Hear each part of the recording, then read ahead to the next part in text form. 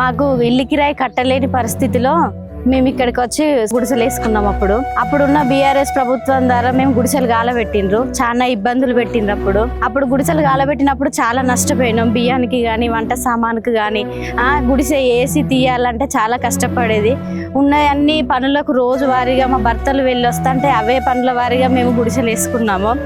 ఎప్పుడైతే కొండ సురేఖ మేడం గెలిచిందో అప్పుడు మాకు చాలా ధైర్యం వచ్చింది. మైనారిటీ హాస్టల్ దగ్గరికి మేడం వచ్చినప్పుడు గుడిసె వాసులను మేము ఇబ్బంది పెట్టామమ్మా, మీరు పేదవారు, నేనున్నంతసేపు మీ గుడిసెలు ఎవరు తొలగించారు, మీకు గుడిసెలు వస్తాయని మాకు హామీ ఇచ్చింది మేడము.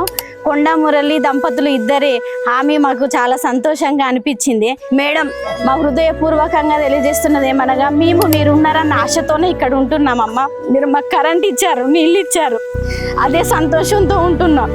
మా గుండెల్లో అదే ధైర్యం ఉన్నదమ్మా.